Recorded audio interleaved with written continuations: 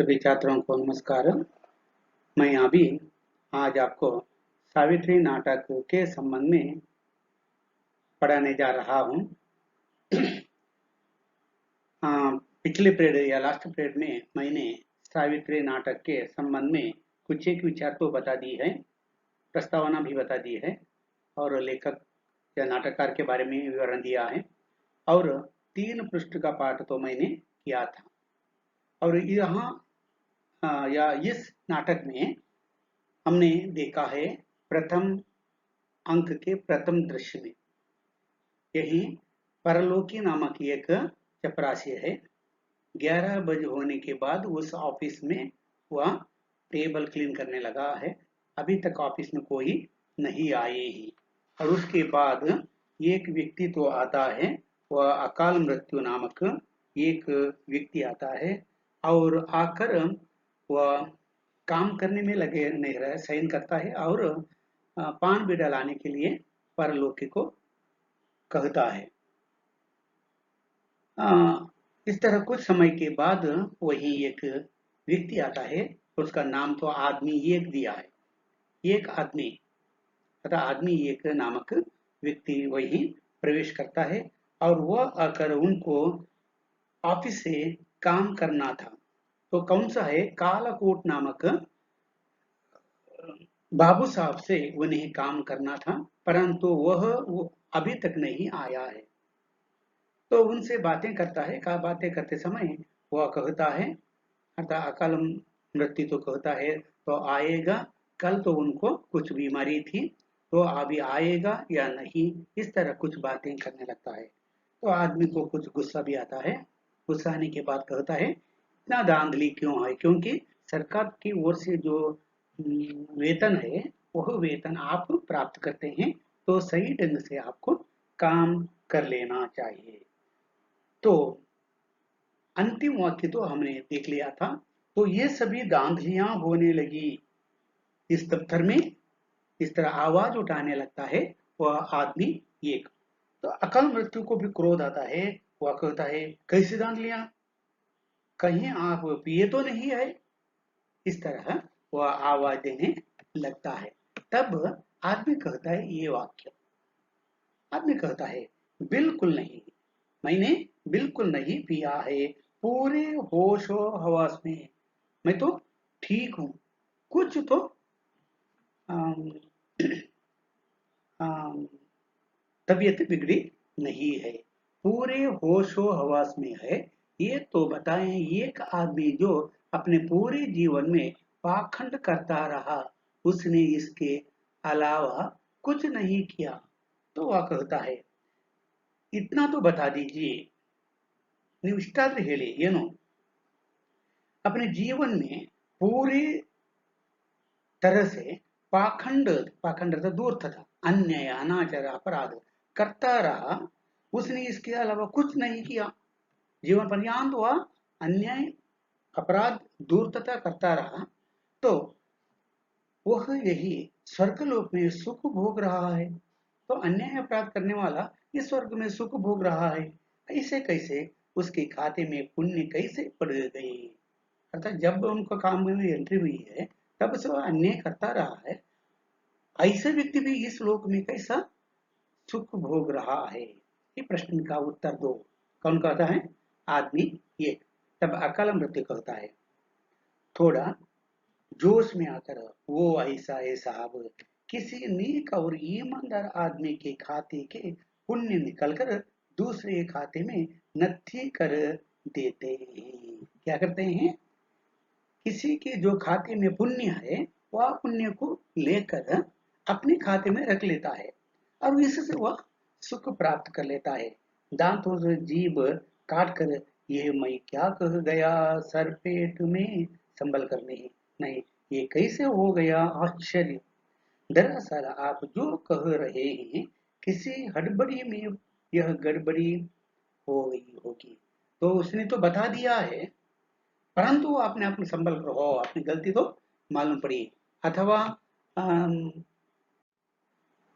इनका जो भ्रष्टाचार है, ये भ्रष्टाचार आदमी को मालूम पड़ता है, इसलिए वह समझ कर कहता है मेरी गलती हुई है, ऐसे मेरे मुंह से शब्द नहीं आना चाहिए। नहीं, ये कैसे हो गया, आश्चर्य है। अर्थात ये बात मेरे मुंह से कैसे आया है, आश्चर्य है। दरअसल आप जो कह रहे हैं, किसी हड़बड़ी में यह गड़बड़ी हो गई होगी।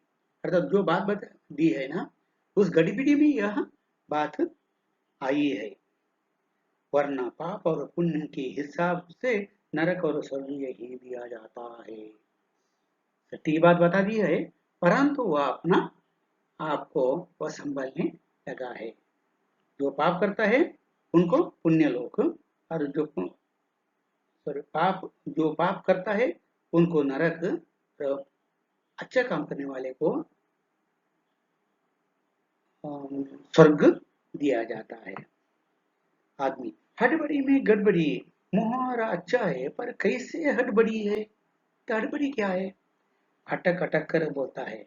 हड़बड़ी ऐसी कि बहुत कम बहुत काम आ जाता है, सिर पर तो ऐसा हो जाता है कभी कभी। देखो, बहुत काम होने के कारण एक बार सिर पर बोझ अधिक होता है, तब हड़बड़ी होती है। जो स्वर्ग जाने लायक है वह नरक चला जाता है, और जिसे नरक जाना चाहिए वह स्वर्ग पहुंच जाता है। तो हड़बड़ी में गड़बड़ी करने के कारण कुछ परिवर्तन होता है। तो स्वर्ग जाने वाला नरक जाता है, नरक जाने वाले को स्वर्ग जाना पड़ता है। तो लिखावट में कुछ गलती होने पर छोटी छोटी भूलें ही जो हो जाती हैं, बाद में जानकारी मिलने पर इन भूलों को सुधार लिया जाता है। ऐसी भूलों को आप छोटी छोटी भूल कहते हैं। आदमी प्रश्न करता है, ऐसी इतनी बड़ी, क्या स्वर्ग देने वाले को नरक, नरक देने वाले को स्वर्ग, का मतलब क्या है? बड़ी गलती है। तो इतनी बड़ी गलती को क्या तुम छोटी छोटी भूलें कहते हैं? कालकूट बाबू के पास एक ऐसी फाइल है। कालकूट बाबू के पास ऐसी एक फाइल है। एक स्कूल शिक्षक रसिक बिहारी को यहाँ रऊ रऊ नरक दिया गया है। और वह कहता है आदमी, अम, कालकूट साहब के फाइल में ऐसी एक घटना है जो एक शिक्षक को नरक दिया है। तो उनका नाम है रसिक बिहारी नामक व्यक्ति। रसिक बिहारी नामक व्यक्ति को क्या दिया गया है? नरक दिया गया है। और एक एक भूल के लिए उन्हें 10 मर्तबा तेल के खौलते कड़ाह में तला जा रहा है, जबकि वे एक नेक शिक्षक और नेक अर्थात योग्य या बहुत अच्छा भले इंसान रहे हैं। एक ईमानदारी नेक शिक्षक है। आज उन्हें कौन सा शिक्षा देने लगी है कि आज उन्हें 10 मर्तबा तेल के खौलते कड़ाह में तला जा रहा है। ಅಂದ್ರೆ ಉರಿಯುತ್ತಿರುವ ಅಥವಾ ಸುಡುತ್ತಿರುವ ಎಣ್ಣೆಯ ಕೊಪ್ಪರಿಗೆಯಲ್ಲಿ ಏನ್ ಮಾಡ್ತಾ ಇದ್ದಾರೆ? ಕೊಪ್ಪರಿಗೆ ಎಣ್ಣೆಯಲ್ಲಿ ಸುಡ್ತಾ ಇದ್ದಾರೆ. जबकि वे एक नेक शिक्षक, आदरे ಅವನೇನು ಒಳ್ಳೆ ಒಬ್ಬ ಶಿಕ್ಷಕ, ईमानदारी शिक्षक है, भले इंसान। इस भूल को सुधारा नहीं गया अभी तक। इतनी बड़ी भूल है, प्रामाणिक शिक्षक को आज पनिशमेंट हो रहा है, यह भूल ठीक नहीं कर सका। इस भूल को सुधारा नहीं गया अभी तक। हाँ, भूल चूक वाली ऐसी फाइलें कालाकुट बाबू ही अपने पास रखते हैं। देखो, एक कालकुट साहब क्या करता है, ऐसी भूल हुई जो फाइल है अपने साथ ही रखता है। तो आपको स्पष्ट हो जाता है। तो ऐसे भूल क्यों करते हैं? कि वे व्यक्ति आना चाहिए, वे आज क्या कर उनको दिया तो वो ठीक करके देते हैं, नहीं तो वो फाइल उसी तरह रहता है। तो आपके यहाँ ऐसी कोई गड़बड़ी हुई है क्या? हाँ, तिलोत्तमा के साथ हमारा एक व्यक्ति है, वो तिलोत्तमा के साथ जिस त्वचा को उसने क्रीम और लेप लगा लगा कर चिकना और मुलायम बनाया था, यहाँ नरक में उसकी खाल खींची जा रही है। क्या हुआ है? उस तिलोत्तमा तरह तरह के क्रीम लगाने के पर उनका त्वचा, चर्म क्या हुआ है? बहुत मुलायम सॉफ्ट हुआ है, परंतु यहाँ नरक में उनकी खाल ಚರ್ಮವನ್ನು ಏನ್ ಮಾಡ್ತಾ ಇದ್ದಾರೆ ಖೀಂಚಿ जा रही है, ಚರ್ಮ ಸುಲಿತಾ ಇದ್ದೀರಿ ಇಲ್ಲಿ ನರಕದಲ್ಲಿ.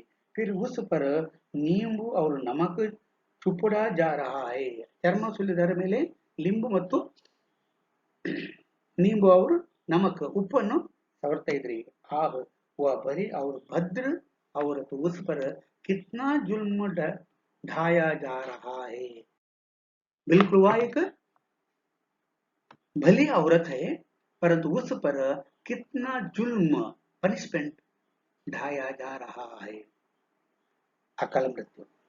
वैसे ये आपकी कौन लगती है ये तिलोत्तमा देवी? निಮಗೆ ಏನಾಗಬೇಕು ಅವರು? अकाल मृत्यु. आदमी तुम्हें इससे क्या, और यार निಮಗೆ ಏನಾಗಬೇಕು ये बताओ. शिकायत पुस्तिका कहाँ है? कंप्लेंट बुक कहाँ है? शिकायत पुस्तिका कंप्लेंट बुक, और कंप्लेंट बुक कहाँ है या कंप्लेंट फाइल कहाँ है?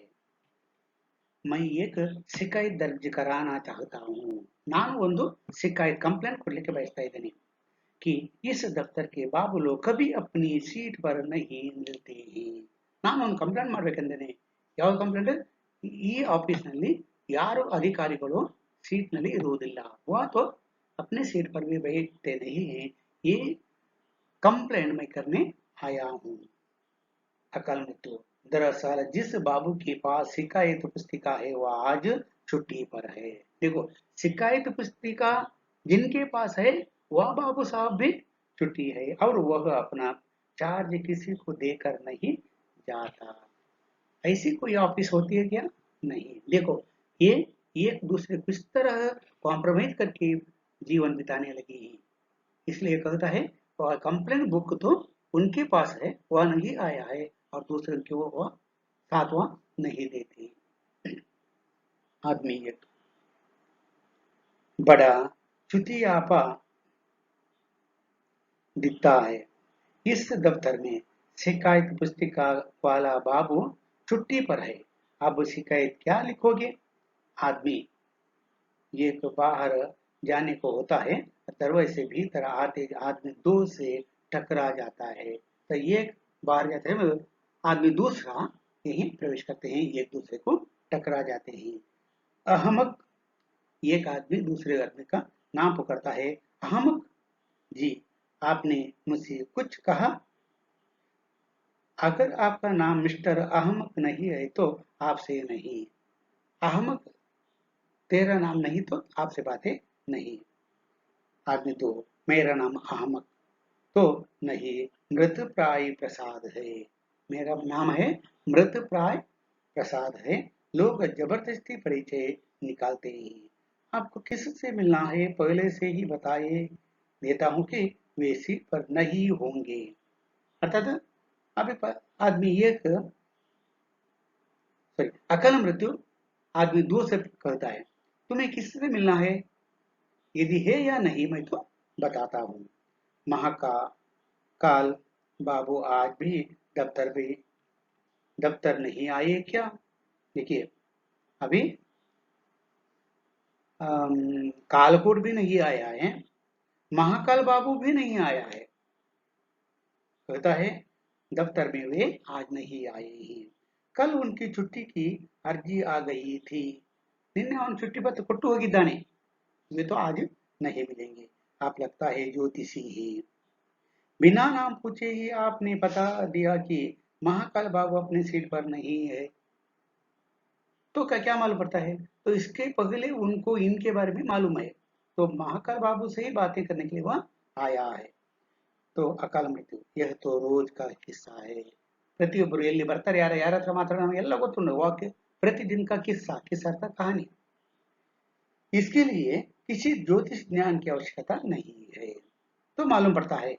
तो रोज रोज लोग इनसे बातें करने आते हैं, परंतु कंप्लेंट लेने आने आए तो भी ये कुछ किसी से बातें नहीं करते हैं, और कुछ तो काम इस दफ्तर में नहीं होने जा रहा है. आदमी इस दफ्तर में 17 बाबू काम करते हैं, जिनमें कम से कम 5 बाबू कोई ना कोई बहाना लेकर रोज छुट्टी पर बने रहते हैं. देखो, आदमी दो कहता है कुल मिलाकर 17 लोग हैं। उनमें 5 लोग क्या करते हैं, एक ना एक बहना बहना रेनो नेप नेप वड्डी, वे क्या करते हैं, छुट्टी करते हैं।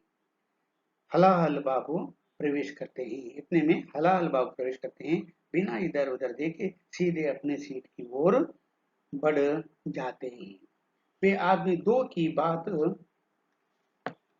सुन लेते हैं। ಎರಡನೇ ವ್ಯಕ್ತಿಯ ಮಾತನ್ನು ಕೇಳ್ತಾ ಇದ್ದಾರೆ, ಎರಡನೇ ಅಥವಾ बाद में आने वाले व्यक्ति। तो हलाहल बाबू कहता है, छुट्टी लेना कोई गुनाह है क्या, लीव ಮಾಡೋದು ಏನು ಅಪರಾಧವಾ, इस दफ्तर में जो भी आता है बस बाबुओं को ही कोसता चला जाता है। ये कोई नहीं देखता कि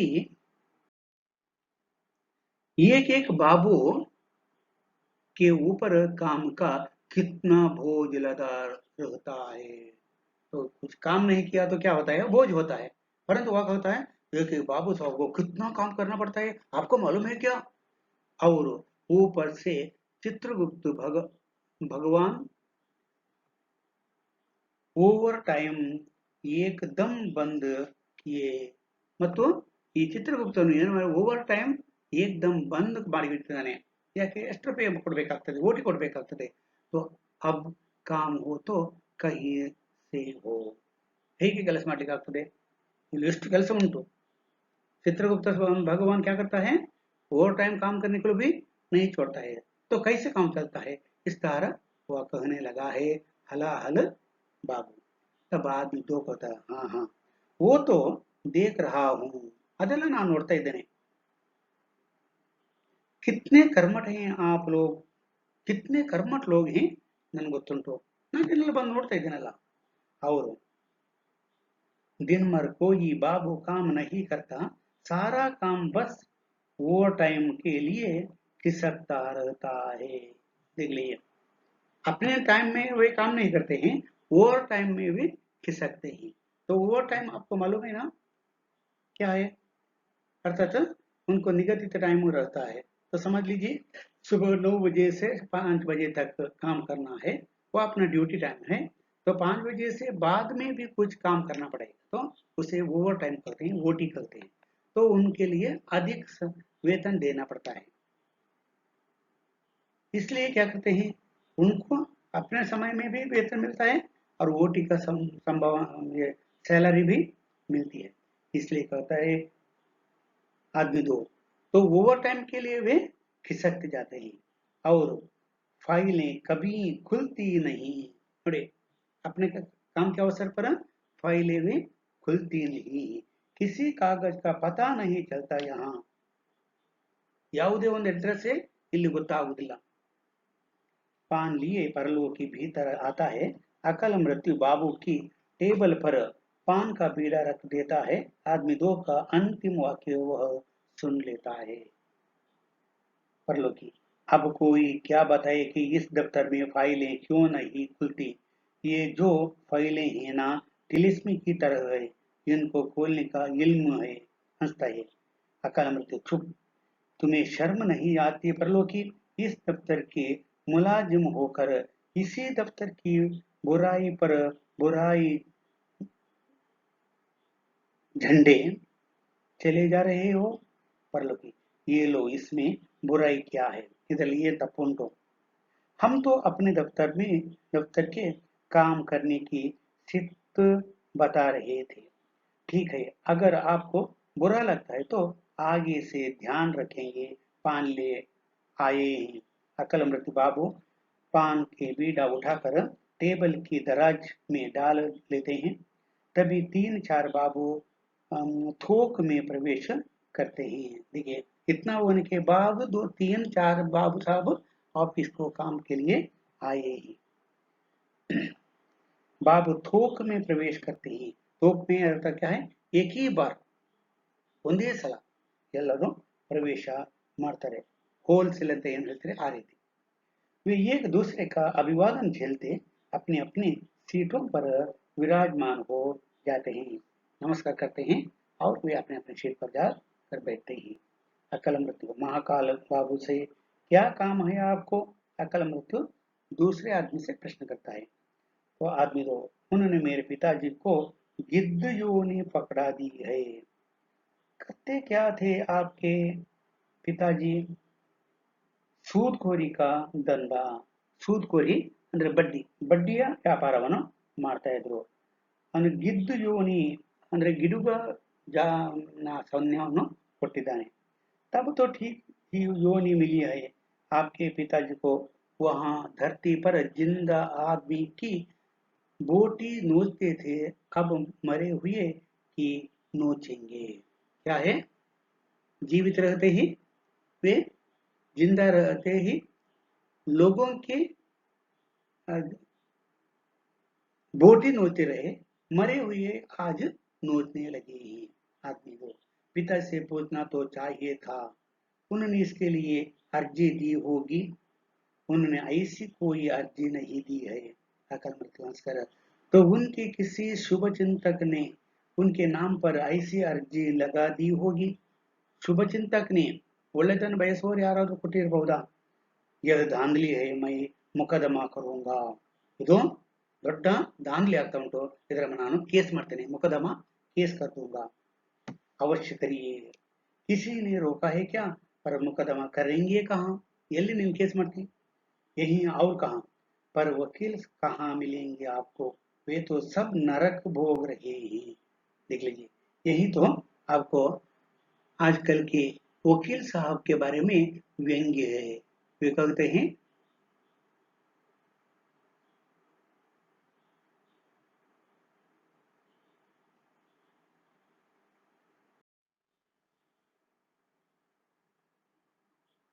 वकील कहाँ मिलेंगे आपको? वे तो सब नरक भोग रहे हैं।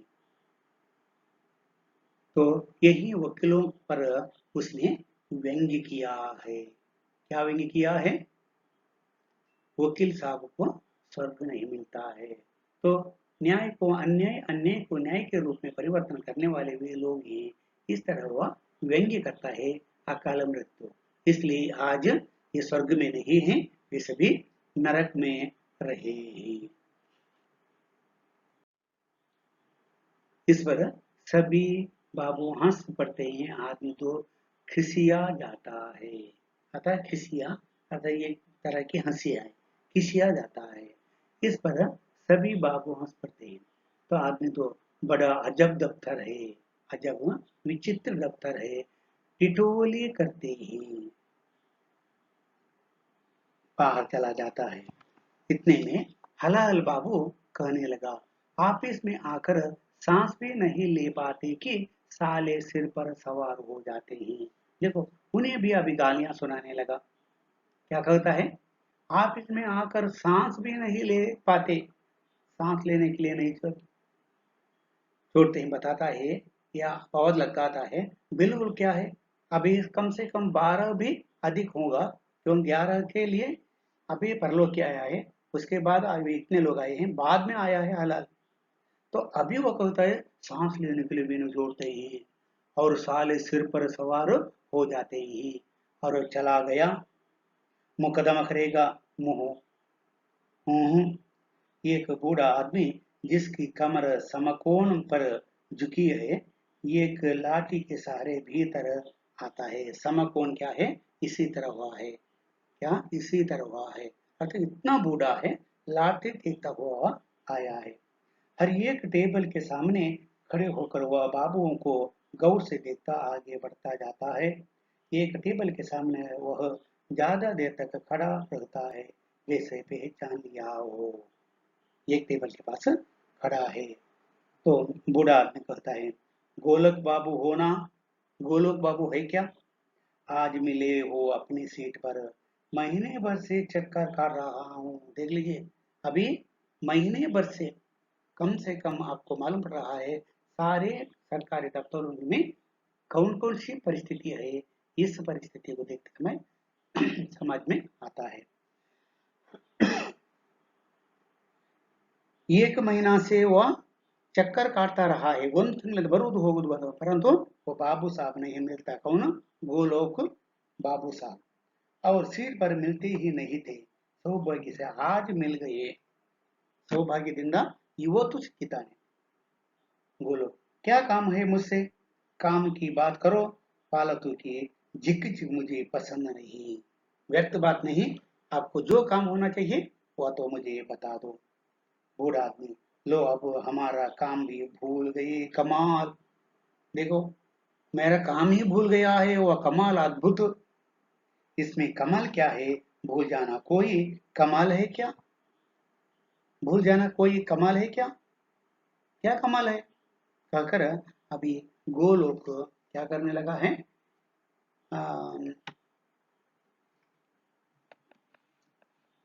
बूढ़े आदमी को गालियां या टीका टिप्पणी करने लगा है।